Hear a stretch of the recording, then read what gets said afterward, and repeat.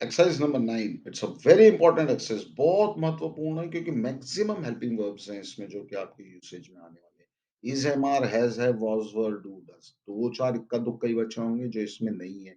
आप वीडियो को पॉज़ कर लीजिए, इन दसों सेंटेंसेस के आंसर लिख लीजिए आप और चेक करिए जब मैं इसके करेक्ट आंसर्स बताऊँगा। आपके 10 के 10 सेंटेंसेस सही जाने चाहिए, यदि नहीं जा रहे हैं, तो आप बहुत मुश्किल सिचुएशन और पोज़ीशन में हैं as far as English is concerned.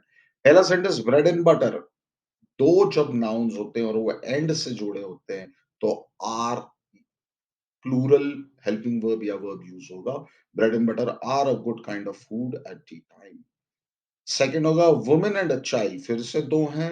A woman and a child are standing by the door. Present tense का हम लोग इसलिए ले ले रहे हैं क्योंकि पूरा सेंटेंस प्रेजेंट टेंस में दिख रहा है। Third, a time of peace and plenty, future tense का सेंटेंस है ये। अब time of sorry present continuous का सेंटेंस है ये। Time of peace and plenty, time एक ही है, पीस एंड प्लेंटी उसकी डिटेलिंग है। पीस एंड प्लेंटी होगा उसमें टाइम में वो टाइम बहुत लंबा होगा, प्लेंटी होगा और उसमें बहुत शांति होगी, लेकिन टाइम एक ही है इसलिए प्रेजेंट टेंस का इज़ लगेगा। Time of peace and plenty is coming to all of us. The head and front of your failure, failure एक ही है, फेलियर्स नहीं है, फेलियर।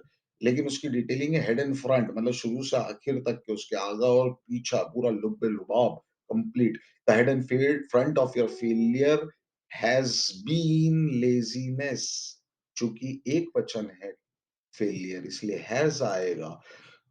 जैसे कि the head and front of your failure, यदि आपको इंग्लिश नहीं आ पा रही है, इतने सारी कोचिंग क्लासेस, इतना मटेरियल, स्कूल में इतने साल पढ़ने के बाद, इतनी वेबसाइट्स, इतनी ऐप्स होने के बाद भी, तो उसका भी हेड एंड फ्रंट जो है फेलियर ऑफ लर्निंग इंग्लिश का, वो भी लेज़ीनेस माना जाएगा। हो सकता है कि कुछ लोग इनकम्प्लीट पढ़ाते हों, ठीक नहीं पढ़ाते हों, लेकिन गूगल है आपके पास में, you can always check. The black and white kitten, अब देखिए किटन जो है, चूज़ा, किटन मुर्गी का बच्चा, वो यहाँ पे black kitten and white kitten होता तो 2 हो जाते, लेकिन किटन एक ही है और वो ब्लैक एंड व्हाइट है। तो the black and white kitten is alive, singular ही हेल्पिंग वर्ब आएगा।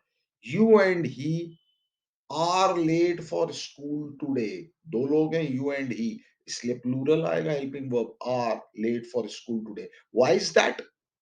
Why is that? ऐसा क्यों है? ऐसे ही लिखा जाता है, तो उसमें इज़ आएगा। The black and white kitten, फिर से आ गया भाई, फिर आपकी एग्ज़ाम ले ली है उसने, एक ही सेंटेंस के दरमियान में, क्योंकि इम्पोर्टेंट कॉन्सेप्ट है। Black kitten and white kitten नहीं है, the black and white kitten is asleep या वाज़ अस्लीप भी आप लिख सकते हैं। The carriage and pair dash bot at a high price, ना बाय जो है वो खरीदना होता है, बॉट उसका पास्ट टेंस होता है। तो हम लोग मेंटेन करेंगे उस टेंस को। The black and white kitten sorry the carriage and pair were brought at high price, चूंकि 2 हैं तो वो प्लूरल है, were bought at a high price. Snow mixed with rain, ना ना snow is one, mixed with rain उसकी detailing है कि वो पानी के साथ बर्फ गिर रही है, बर्फ पानी के साथ मिलके गिर रही है ही आएगा, गिर रही है नहीं हो जाएगा वो। तो snow mixed with rain is falling when I started, was falling when I started, past tense है ये। Snow mixed with rain was, past tense में सिंगुलर होगा, was falling when I started. 10वां और आखिरी सेंटेंस होगा the long and short of the matter. Matter एक ही है, लॉन्ग एंड शॉर्ट कहने का तरीका है, जैसे 5वें सेंटेंस में सॉरी चौथे सेंटेंस में head and front of your failure था, वैसे यहाँ पे the long and short of the matter है। एक ही प्रकार का सेंटेंस है ये, डिफरेंस नहीं है इसमें, मैटर एक ही है लेकिन उसका लुबे-लुबाब, लॉन्ग एंड शॉर्ट, पूरा लंबी बात करूँ या छोटी बात करूँ, लेकिन मैटर जो है वो मैटर ही है, सिंगुलर है। The long and short of the matter is that he was angry. तो लॉन्ग एंड शॉर्ट मैटर का क्या है कि वो नाराज था, या वाज़ भी यूज़ कर सकते हैं। The long and short of the matter was that he was angry. दोनों सही चलेंगे इसमें। हो सकता है बात प्रेज़ेंट टेंस की कर रहे हो और रेफ़रेंस उसका कर रहे हैं अपन कि वो एंग्री था।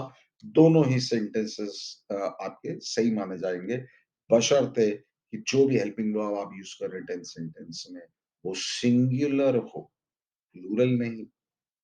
Keep watching.